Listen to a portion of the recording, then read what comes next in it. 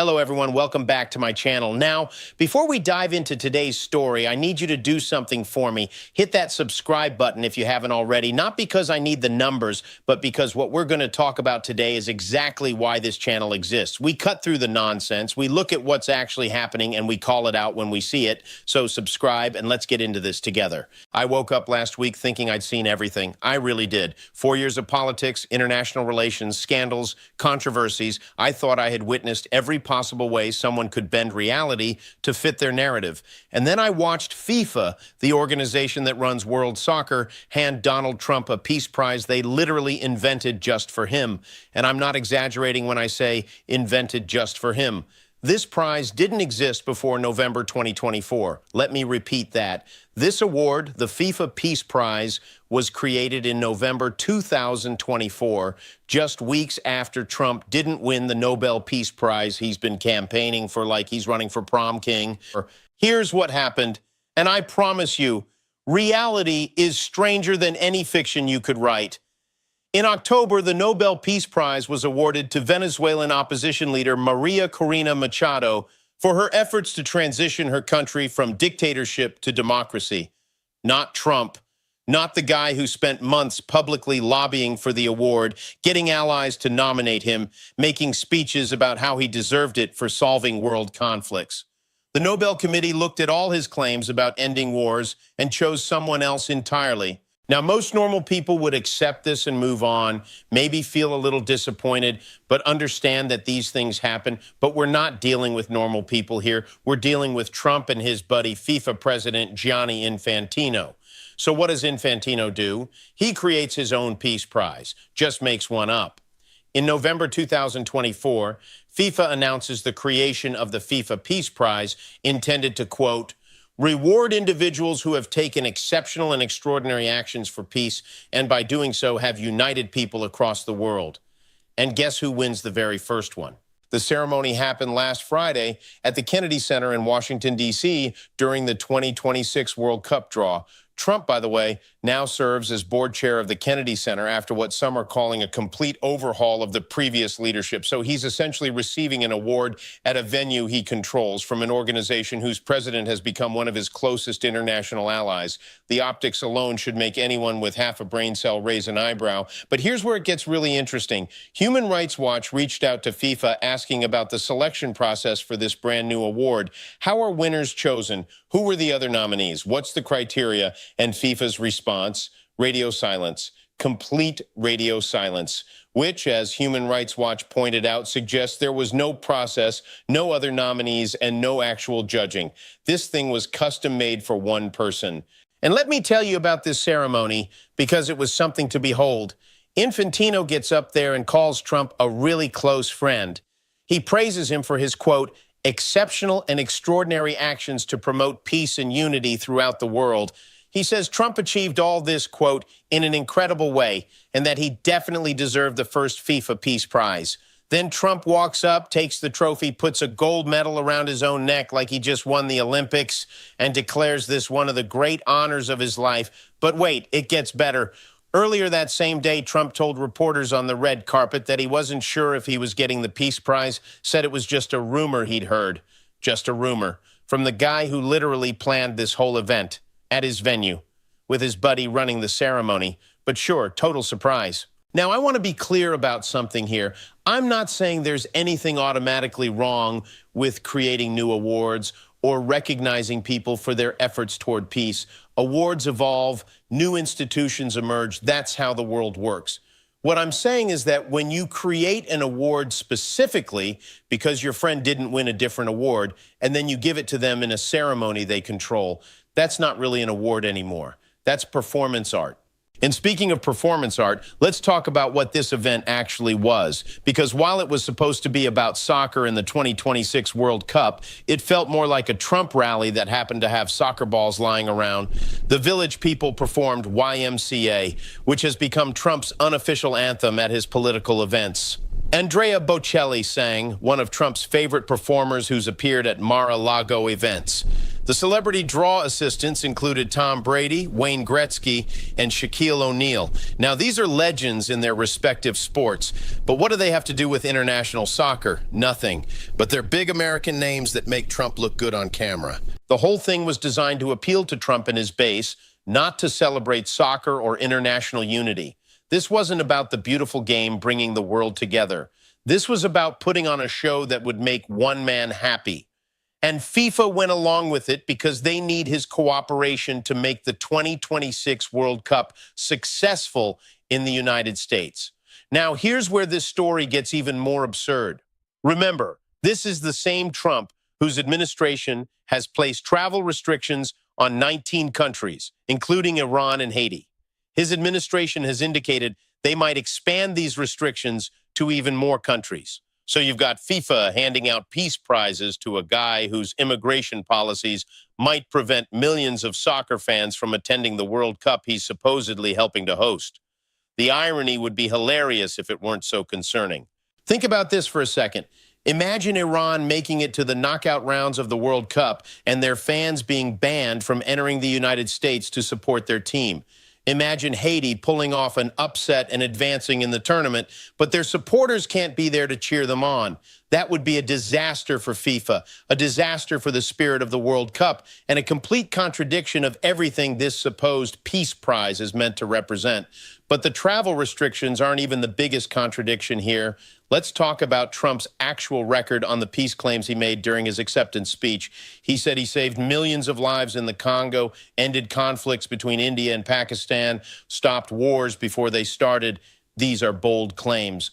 The problem is, many of these claims have been disputed by the very countries involved. Take the India-Pakistan conflict he mentioned. Trump announced that he'd helped broker a ceasefire between these two countries. Pakistan publicly praised his efforts and even said they'd nominate him for the Nobel Peace Prize. But India completely refuted Trump's claims, said the United States had no role in any ceasefire agreement. So either Trump is lying about his role or India is lying about their own peace process. Either way, it's hardly the clear-cut victory he's presenting it as. This is the pattern we keep seeing. Trump makes grand claims about solving international conflicts. Some countries play along because they want to stay on his good side. Others push back or stay silent. And then we're left trying to figure out what actually happened. It's like trying to solve a puzzle where half the pieces are missing and the other half might be from a completely different box. What really gets me about all this is how many people and institutions are willing to play along with this charade. FIFA didn't have to create this prize. Infantino didn't have to praise Trump like he's some kind of global savior. The Kennedy Center didn't have to host this spectacle, but once Trump took over as board chair of the Kennedy Center, it became his stage. Once Infantino decided he wanted to cozy up to Trump for the 2026 World Cup, FIFA became his promotional tool, and that's what this really is, a promotional tool. This isn't about recognizing genuine contributions to world peace. This is about making Trump look good on the international stage. It's about giving him something to point to when people question his foreign policy credentials. It's about creating the appearance of global respect and admiration, even when you have to literally invent the award to get it. But here's what's really concerning about all this. We're watching international institutions bend over backwards to accommodate one man's ego. FIFA, which is supposed to be politically neutral and focused on soccer, has become a prop in Trump's political theater. The Kennedy Center, which used to be an apolitical venue for the arts, is now hosting what some reporters called the MAGA FIFA World Cup draw. These institutions are compromising their integrity because they're afraid of what might happen if they don't play along. This reminds me of something we've seen before in history. When leaders start demanding loyalty from international organizations, when they turn every public appearance into a propaganda opportunity, when they surround themselves with yes men who create fake honors to boost their image, that's not democracy, that's something else entirely. And the timing of all this makes it even more suspicious. The FIFA Peace Prize was announced in November 2024, just weeks after Trump lost out on the Nobel Peace Prize. Infantino had been lobbying publicly for Trump to win the Nobel, posting on social media about how Trump definitely deserved it.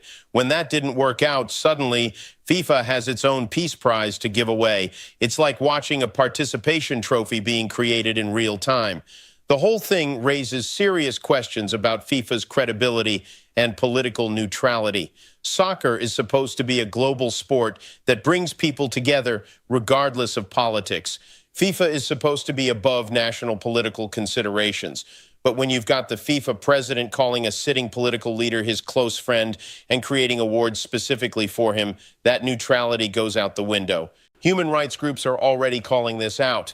Fair Square, a human rights organization, has filed a formal complaint with FIFA's ethics committee, arguing that Infantino's behavior violates the organization's duty of political neutrality.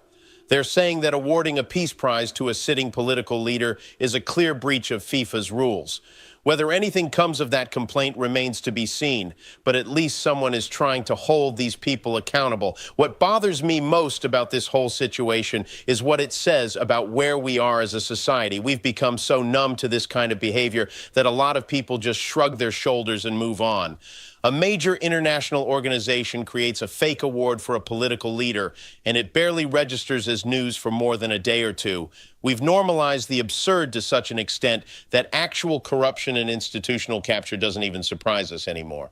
But we shouldn't normalize this. When FIFA creates awards specifically to boost one politician's image, that's corruption.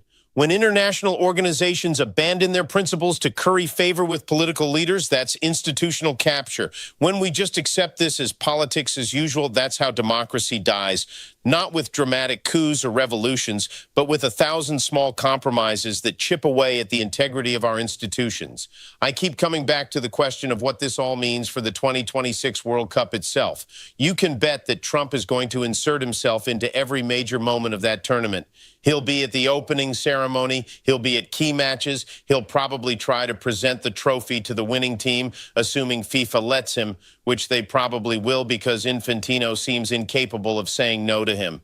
And throughout the tournament, Trump will use it as a platform to promote himself, his policies, his brand. Everything will be about him.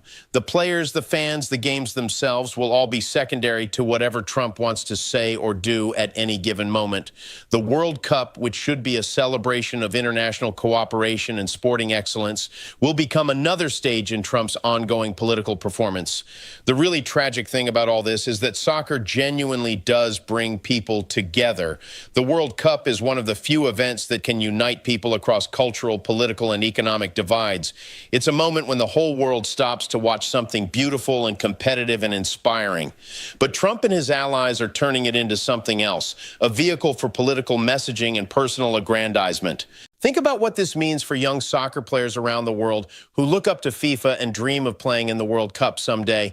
What message does it send when the organization that governs their sport creates fake awards to please politicians? What does it tell them about the integrity of the institutions they hope to be part of? These kids deserve better than having their dreams corrupted by political theater. The broader lesson here is about the importance of institutional independence.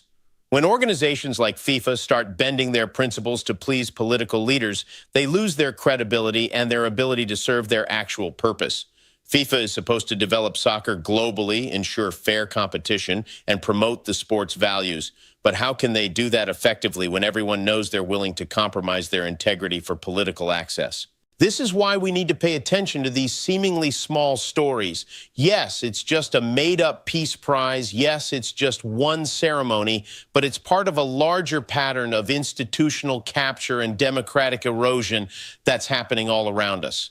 When we stop caring about these things, when we stop calling them out, when we just accept them as normal, we're giving up a little bit more of our democracy each time. So what can we do about it? First, we stay informed. We pay attention to these stories, even when they seem ridiculous or unimportant. We don't let them gaslight us into thinking this is normal behavior. Second, we support institutions that maintain their independence and integrity.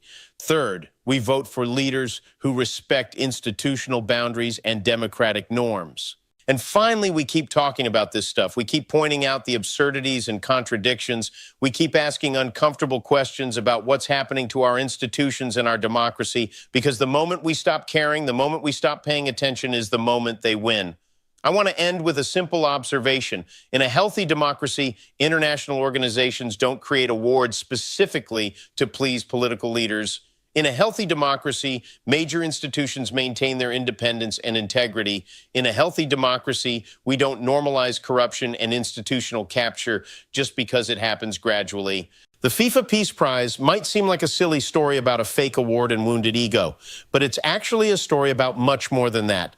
It's a story about how democracy erodes, how institutions lose their credibility, and how we all become complicit when we stop demanding better from our leaders and the organizations that are supposed to serve the public good. So keep watching, keep thinking, keep demanding accountability, and don't let them convince you that any of this is normal, because it's not normal and it never should be.